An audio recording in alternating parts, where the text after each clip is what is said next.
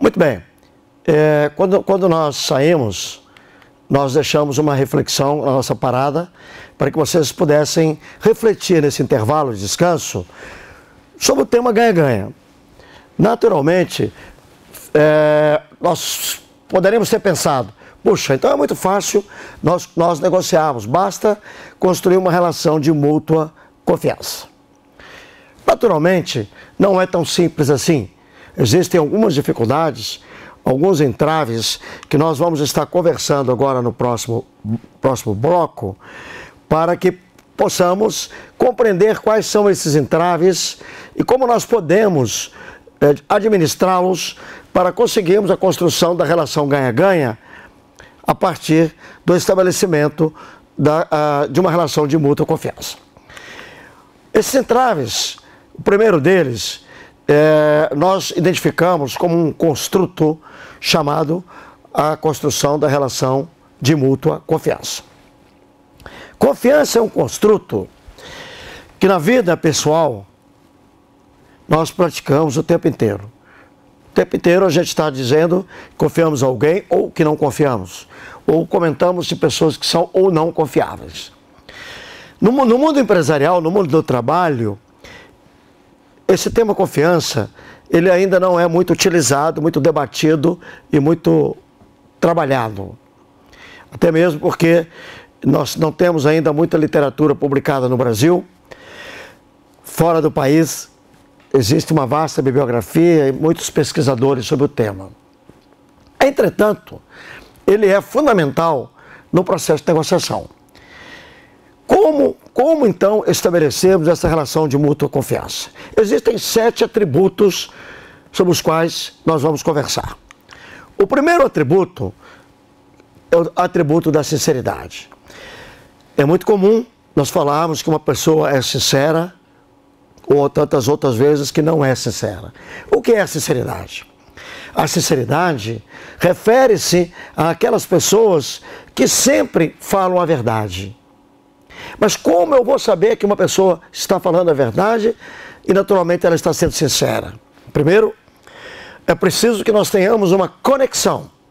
Assim como nós hoje ficamos muito conectados com a tecnologia, com os recursos virtuais, nada de novo. Essa mesma conexão dos recursos virtuais deve ser estabelecida no relacionamento interpessoal. Observando como as pessoas se manifestam, como elas se comportam diante das situações. Qual é o alinhamento em que aquilo que elas estão pensando, aquilo que elas estão falando e aquilo que elas estão sentindo. É exatamente a observação desta possibilidade, desse alinhamento, que nos garantirá a ideia de que aquela pessoa está sendo sincera. Sinceridade significa falar a verdade. Talvez nesse momento vocês estejam pensando, mas como? Dizem que se pode usar blefes em negociação. É possível usar o blefe? Vamos ver. Eu comecei falando com vocês que a negociação pressupõe a construção de uma relação duradoura. Lembram-se? E falei que para construir a relação duradoura, as pessoas têm que se movimentarem em direção à outra. Disse que a proposta de negociação eficaz e dos autores com os quais nós trabalhamos e pela nossa experiência é de construir sempre uma relação ganha-ganha. Voltei depois do intervalo falando que nós temos que construir uma relação de mútua confiança. Nesse momento, estou defendendo com vocês que existem 7 atributos para construir relação de confiança. E que o primeiro atributo é o atributo da sinceridade. Falei para vocês que ser sincero é falar a verdade. E agora, coloco um questionamento. O blefe pode ser usado na negociação? Nós usamos o blefe no truco, no poker, em muitos momentos.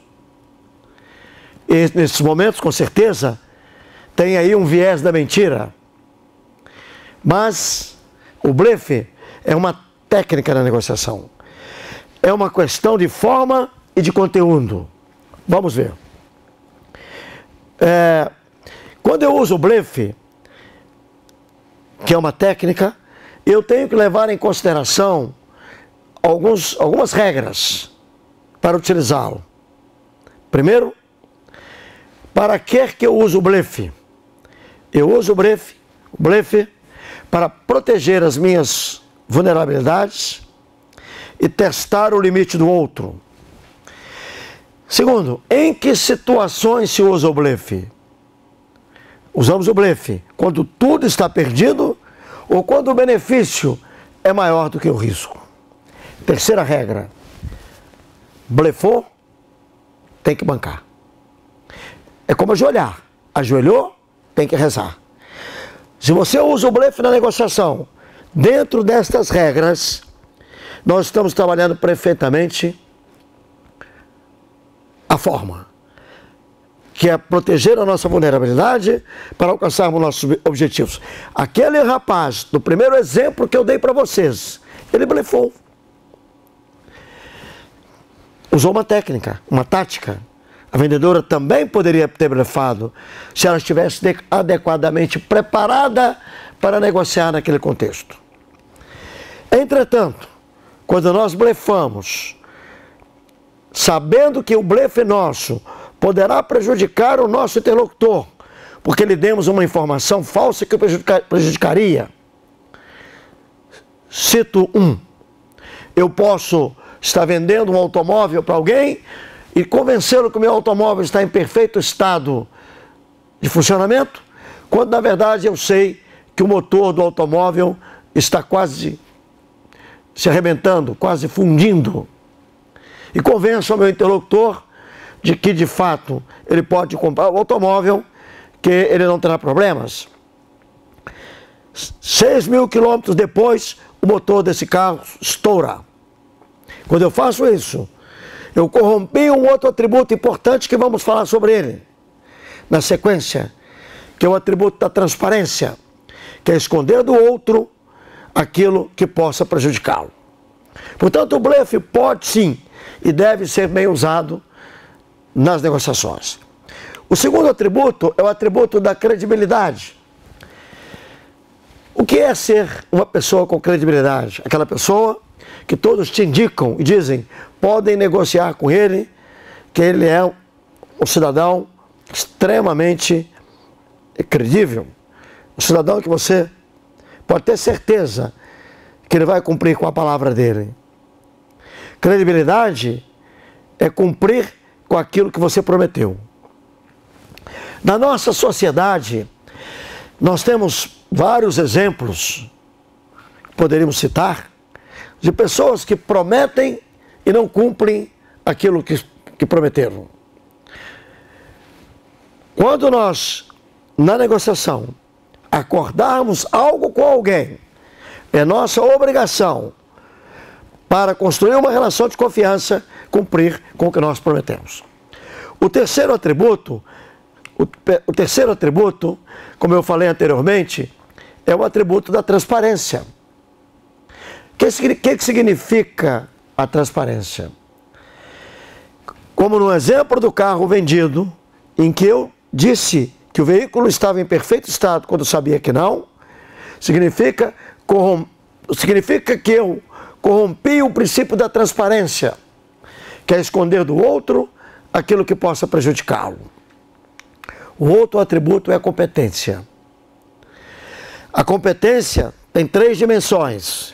A dimensão do conhecimento, que é o saber, a dimensão da habilidade, que é o saber fazer, que é a nossa capacidade de colocar em prática aquilo que nós sabemos.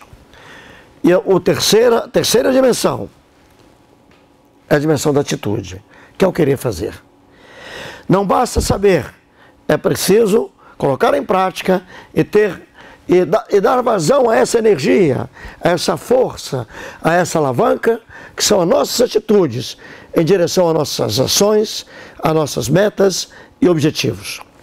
Eu não posso sentar para negociar com o interlocutor e ele começar a fazer perguntas sobre o produto que eu estou oferecendo, sobre os serviços que estou propondo, sobre aquilo que quero alcançar com ele, se eu não tenho um domínio adequado do meu produto, da minha empresa, do mercado, se eu fico inseguro, se eu fico balbuciando, se eu fico trêmulo, se eu demonstro que não tenho competência para negociar e discutir aquele tema com aquele interlocutor.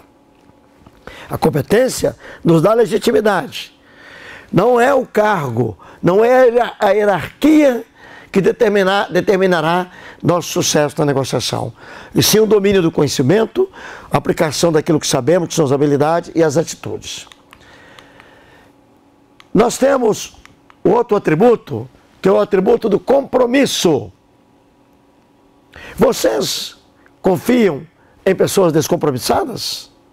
Aqueles que te dizem, por exemplo, que, vamos citar exemplos do nosso cotidiano. O marceneiro que promete entregar os seus móveis numa determinada data e nunca consegue cumprir. O pedreiro que te diz, pode fazer sua viagem tranquila, quando você voltar sua casa estará toda pronta. O pintor que promete entregar seu imóvel num determinado dia e nunca consegue, todos eles têm sempre uma desculpa.